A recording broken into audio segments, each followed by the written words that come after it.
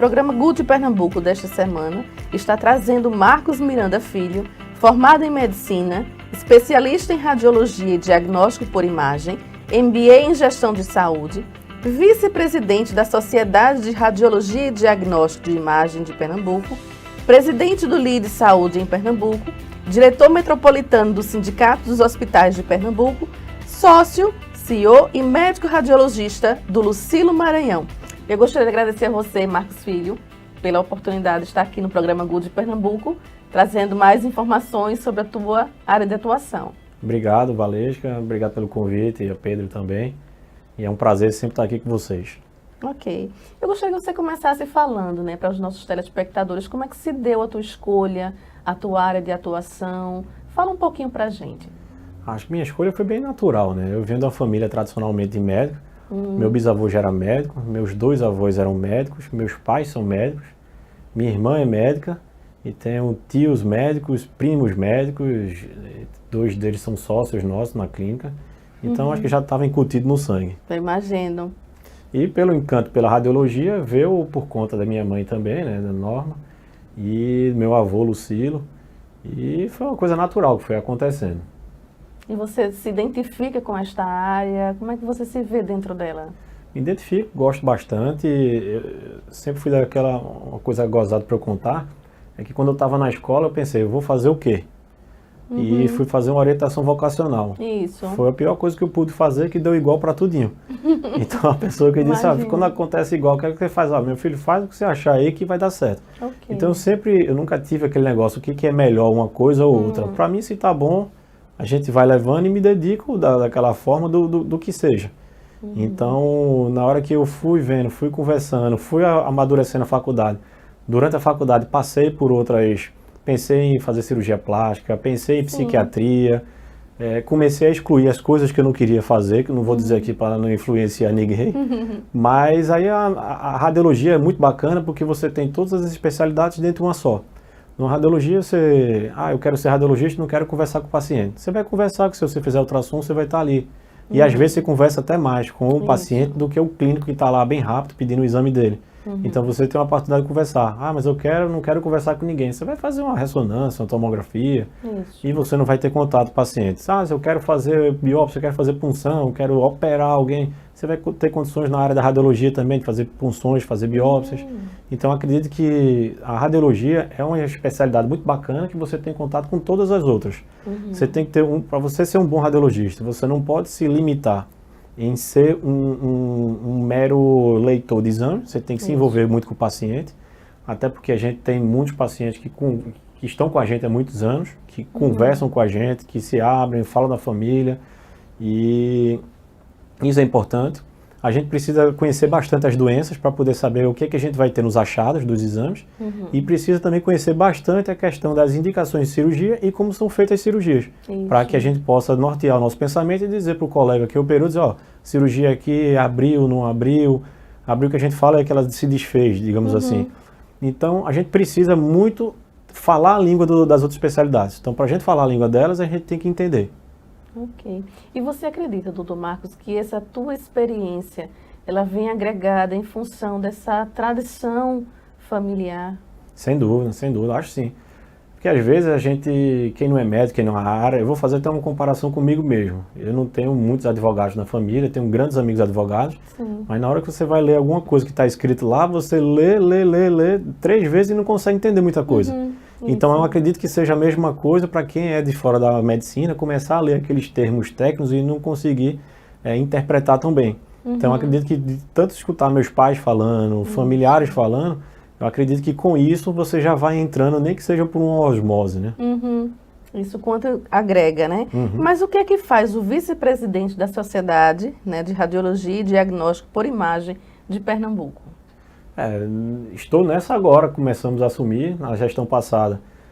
Nós éramos o primeiro tesoureiro e a Sociedade de Radiologia de Pernambuco é uma entidade sem fins lucrativos, sem nada, uma sociedade que você tem todos os especialistas de Radiologia e Diagnóstico por Imagem de Pernambuco reunidos nela.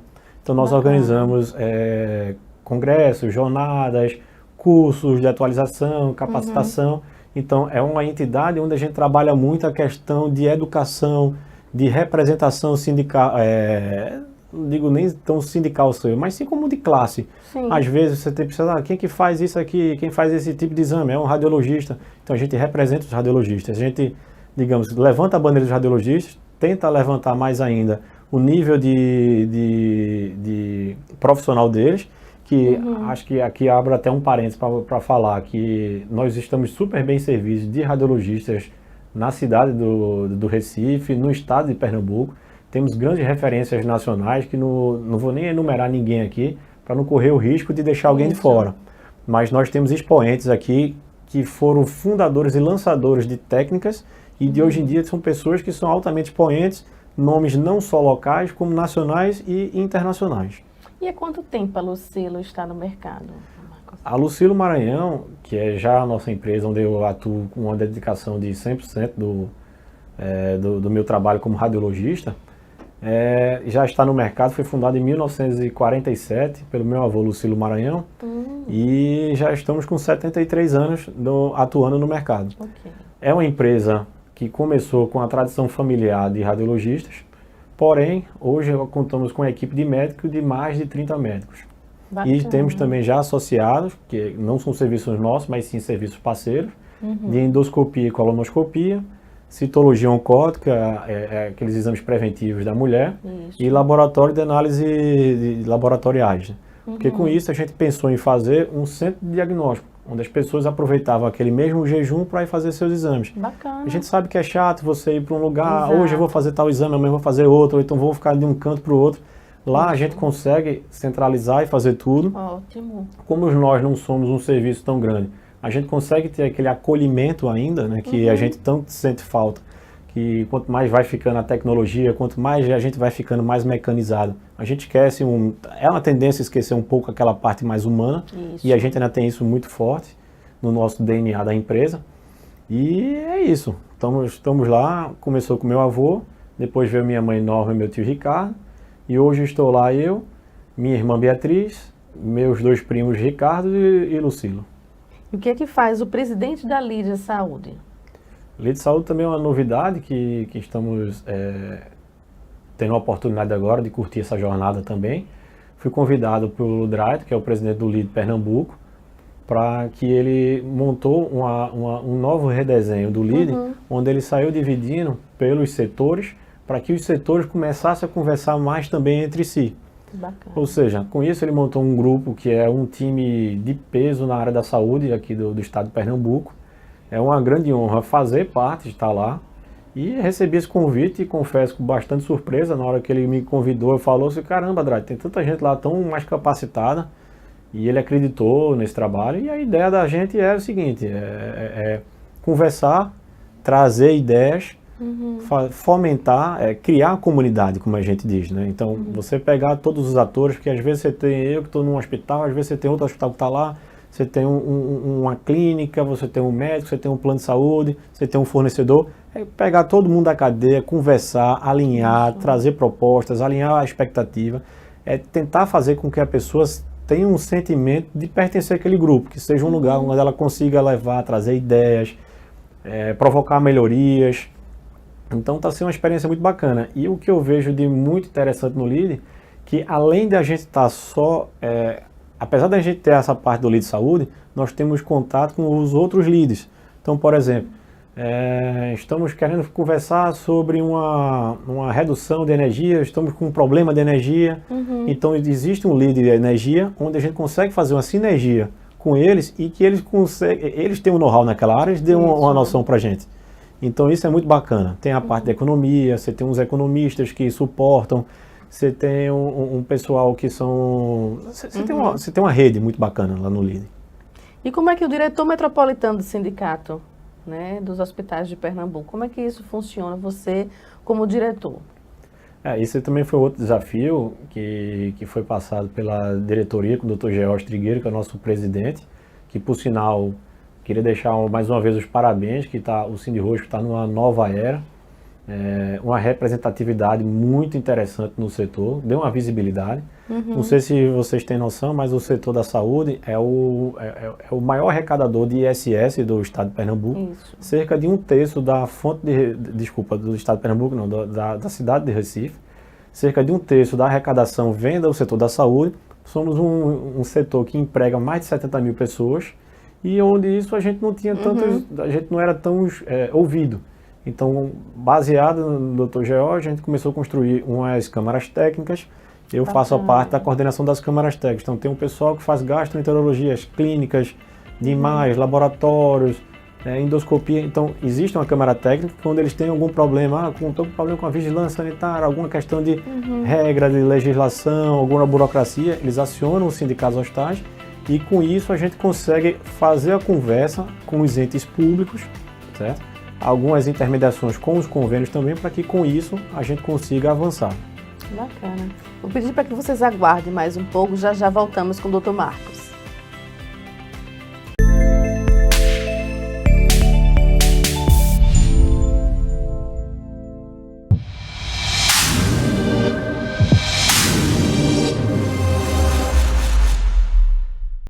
Aqui estamos nós, voltando com o Dr. Marcos. Marcos, fala pra gente, né? O que é que a gente pode visualizar com relação à questão da radiologia e do diagnóstico, né? O diagnóstico por imagem. O que é que seria isso? O diagnóstico por imagem foi um avanço gigantesco na área da saúde. Eu gosto muito de fazer um paralelo. Meu avô, por parte de pai, ele faleceu com 106 anos de idade. Ele foi da época onde era médico sem existir a penicilina. A penicilina foi o primeiro antibiótico. E na hora que você conversava com ele foi presidente da Academia Pernambucana de Letras, era uma pessoa que lia muito, uma pessoa muito culta. E na hora que você conversava com ele, poxa, qual que você... Era médico? O que você acha que foi o maior avanço da medicina? Se você fosse começar a perguntar com ele, você pensava que era o quê? Uma ressonância, uma coisa assim, o que a gente imagina ver a pessoa por dentro. Isso. E você via que ele dizia isso, mas que antes, ele dizia que a radiologia mudou muito, que era você conseguir ver por dentro coisa que você não via. Isso. Certo? Mas ele falava muito também em relação ao antibiótico, diz que mudou muito a era do tratamento. Então é algo que é encantador você conseguir ver o que tem sem você precisar chegar lá. Isso. Então o diagnóstico por imagem entra nessa lacuna. Em princípio, a nossa especialidade eram médicos clínicos que estavam em busca de um diagnóstico, palpavam o paciente, começavam a fazer uma coisa ou outra e não conseguiam chegar naquele diagnóstico. Então começavam a fazer alguns procedimentos. O primeiro raio-x era chamado uma abreografia, foi um português, Manuel de Abreu, e que começou a fazer o raio-x, o raio-x de tórax, né? E começou a ver se a pessoa tinha uma pneumonia ou não, porque antigamente nem o estetoscópio que a gente vê tanto, né, começou isso no começo da medicina, e sim era um pinar. Era tipo um dosador daqueles que você tem de bebida, que tem um lado que é menorzinho e um lado que é maior. Então você colocava aquilo ali nas costas da pessoa e escutava pouquíssimo, mas era o que você tinha. E com isso você já conseguia tratar as pessoas. Isso. Hoje em dia, imagina o que a gente consegue fazer. Os recursos, né? E se a gente ficar com isso aqui gravado, imagina o que a gente vai conseguir fazer daqui a 20 anos. É verdade. Bacana. Mas qual a diferença entre o técnico de radiologia e o médico radiologista? É o técnico que faz o exame? Como é que isso funciona? Pois é, pegando aquela mesma linha que a gente tinha, que os radiologistas, os primeiros radiologistas eram os clínicos que começaram a fazer exame, os outros clínicos começavam a pedir muito exame para ele. Então ele não conseguia mais ser clínico e tratar as pessoas. Então com isso, ele começou a fazer muito exame. Ele não conseguia dar conta de fazer tantos exames. Isso. Então ele teve que treinar pessoas para que fizessem os exames. Aí nasceu a necessidade do técnico de radiologia. Então o técnico de radiologia, ele faz um raio-x, faz uma tomografia, faz uma ressonância, faz uma mamografia, faz uma densitometria, mas tudo isso aliado a um médico que está supervisionando ele, aliado a um médico que montou um protocolo para ele fazer, aliado a ter um médico na retaguarda para que ele consiga tirar dúvida. Digamos que a maioria dos exames que a gente faz são em protocolos, mas sempre vai mudar. Sempre vai ter alguma coisa que doutor, uma paciente aqui me pediram para fazer um raio-x dos 2 joelhos, mas um joelho dela, um é mais em cima, outro é mais embaixo, porque ela teve uma amputação na perna. Então, e nisso o radiologista vai poder orientar melhor o técnico.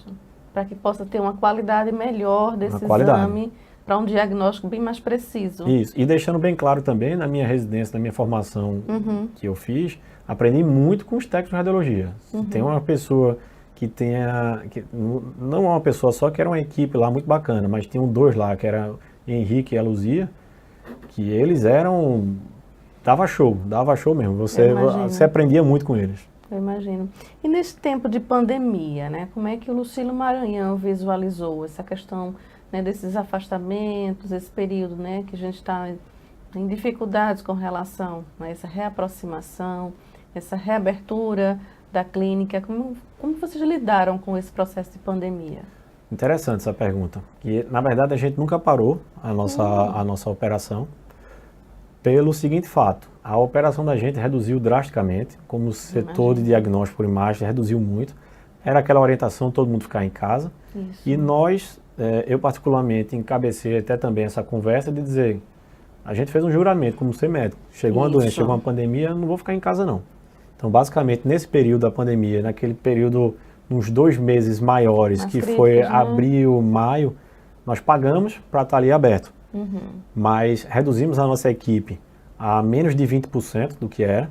Imagina. Nós mesmos arregaçamos a manga, íamos para lá trabalhar. Era aquela época, aquela maluquice que a gente não sabia o que era para se proteger ou não. Então, era 2 máscaras por cima, capote, era tudo mais. Isso. Fizemos uns critérios para você selecionar o que era urgência para fazer na hora e o que não era, o que podia esperar. Criamos umas novas vias de acesso, por exemplo. A gente sabia que ia chegar as pessoas fazendo tomografia por conta do Covid. Criamos um drive-thru, onde o paciente vem de carro, tem um acesso especial para chegar na nossa sala de tomografia e de ressonância. No caso da tomografia em relação ao Covid, o paciente dava menos de 6 passos, já estava dentro da sala. Antes dele chegar, ele já ligava para a gente, tinha um contato pelo WhatsApp, toda a documentação já era enviada antes, ou seja, a gente não tinha um contato, a não ser o dele de pegar a sua própria caneta que ele trazia de casa, para assinar, para realmente dizer que ele tinha ido fazer. Ele fazia seu exame, e que uma tomografia de tórax sem contraste não leva nem 2 minutos para ser feita. Então ele fazia em menos de 6 passos, ele entrava, saía, só tinha contato com uma pessoa nossa que estava altamente paramentada, depois fazia aquela limpeza na sala, com a equipe de limpeza, saía e em menos de 1 hora ele já tinha o resultado dele no nosso sistema, que ele visualizava pela internet, sistema web, tanto ele como o médico solicitante dele para que pudessem tratar. Então a gente deu essa nossa contribuição. E uma coisa interessante para comentar sobre isso também é que a gente viu que caiu muito o número de quantidade de exames diagnósticos, exames de screening que a gente faz. E com isso a gente viu que nessa reabertura vamos chamar de reabertura da economia, né? Mas digamos, na hora que a gente voltou a sair de casa, está chegando muita doença maluca, muito câncer assim, estranho, que não era habitual, entendeu? Então, certamente, afetou muito a cabeça. O Covid é importante, nós temos que ter cuidado. É uma nova era, hoje é Covid, amanhã vai ser outro vírus, outro agente etiológico. Mas o que é mais importante e o que a gente nunca vai poder deixar de fazer é esquecer de tomar conta da nossa cabeça. Então é importantíssimo, vamos ficar em casa, agora vamos ler, vamos lavar a casa, vamos arrumar o que fazer. Não dá pra gente ficar pensando que o Covid vai bater na porta da casa da gente, vai entrar e que a gente vai morrer. Está mais próximo da família, tem mais tempo para conversar, isso. Né? Assistir um bom filme, ler um bom livro, ouvir uma música. Enfim, há possibilidades, né, dentro dessa pandemia ou qualquer uma outra situação. Porventura delicada que possa vir, mas o importante é como você mesmo colocou, né? A gente ter realmente essa preocupação, porque é a nossa cabeça quem conduz, né, todo o nosso corpo. E como é que você vê essa utilização desses recursos, dessas ferramentas que vocês têm hoje na clínica Lucílio Maranhão, como sendo uma ponte, um suporte, né, para essa avaliação precisa para o paciente?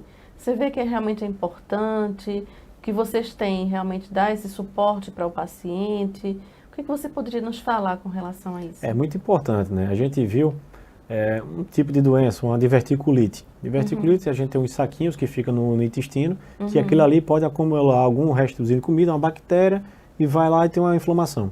A depender do grau dela, a depender da dor, a pessoa vai para um hospital para fazer o tratamento. Então a gente viu que nessa época da pandemia, pacientes, inclusive médicos, iam lá, procuravam o nosso atendimento, a gente fazia o exame e tudo mais, e eles diziam, poxa, eu não quero entrar no hospital agora de qual forma, sem saber o que é que eu tenho. Então, com isso, a gente conseguiu fazer, digamos, no mínimo uma triagem para a pessoa só ir para o hospital realmente se o que a gente tivesse feito tinha dado realmente positivo. Então, aquela suspeita, eu vou para o hospital para ver se eu estou com apendicite. Nessa época deu uma parada, porque as pessoas iam para um lugar fora do ambiente hospitalar para realmente saber se tinha apendicite. Se tinha apendicite, ia para o hospital. Nossa tecnologia, onde é que ajudou muito isso? Onde é que encurtou esse caminho? Antigamente você fazia seu exame, depois voltava para pegar seu resultado. Hoje em dia você com seus exames disponíveis pela internet, tanto para o seu médico solicitante, quanto para você como paciente, como para o radiologista que deu o laudo, ou seja, esses 3 atores da cadeia têm que conversar entre si para poder dar mais resolutividade para o paciente. Então o paciente fazia, resultado aqui, deu positivo aqui, que é um apendicite. Então com isso ele já ligava para o médico dele, o médico já conseguia ver, já programava a equipe, poxa, esse apendicite aqui está com coleção, está sem coleção, um abscesso. Está com isso, ou seja, isso vai impactar se a cirurgia é mais simples, se é mais rápida, ele vai conseguir dimensionar a equipe para ter menos tempo dentro do hospital. Então foi muito bacana nesse sentido. E na realidade, esse médico radiologista, ele consegue visualizar qualquer área do corpo? De que forma acontecem essas avaliações? Em princípio, sim. Todo radiologista ele sai da sua residência, da sua formação, sabendo visualizar tudo. Porém, com o tempo, cada um vai se direcionando mais para uma área específica. Sim. Minha mãe e minha irmã, por exemplo, Norma e Beatriz Maranhão, elas são especialistas na área da mama.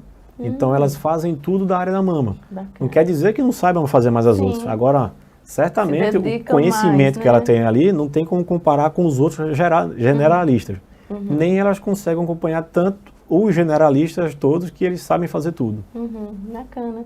E de uma certa forma, nessa prática diária, né, com esse volume de pacientes sendo atendidos, né, termina dando para elas uma condição de investigação maior, melhor, mais precisa. Então, quanto isso vem agregando, né, na Clínica Lucílio Maranhão. Que bom, né? A gente vai para um espaço onde a gente pode dispor, né, de uma variedade de exames, pode sair, como você mesmo colocou anteriormente, né? Entra, marca, faz o exame no dia só, tem uma possibilidade de repente realizar todos no mesmo dia, né? Aproveitando esse procedimento, desses preparatórios para se realizar esse exame. Então, quanto isso vem agregando para a gente enquanto paciente, né? E para vocês também dar essa condição de um mapeamento melhor, dar uma possibilidade para o paciente. Mas aí para esse agendamento, o que é feito? É por telefone, pelo site, presencial? Nós damos prioridade para os atendimentos que não sejam presenciais. A gente também agenda presencialmente, mas o nosso pedido para a população é que faça de formas não presenciais. Então a gente dispõe de WhatsApp, nós dispomos de atendimento pelo site e nós dispomos também pelo nosso call center. Nosso site, se eu puder falar, nosso site é luciliomaranhão.com.br. Nosso central do atendimento call center é 3092-6700 e nas redes sociais é Lucílio Maranhão Diagnósticos. Então, com isso, você tem acesso aos nossos canais. No site tem o telefone também do nosso WhatsApp e tem também um link onde direciona para o nosso WhatsApp. Assim como também no nosso site tem um link para você resgatar seus resultados, onde tem tanto as imagens quanto o laudo e que você consegue fazer esse link com o seu médico. Bacana. Eu gostaria que você deixasse uma mensagem aí, doutor Marcos, para os nossos telespectadores. Que bom. Primeiramente, mais uma vez, agradecer ao convite de vocês. Segundo, cuidem bem da cabeça de vocês.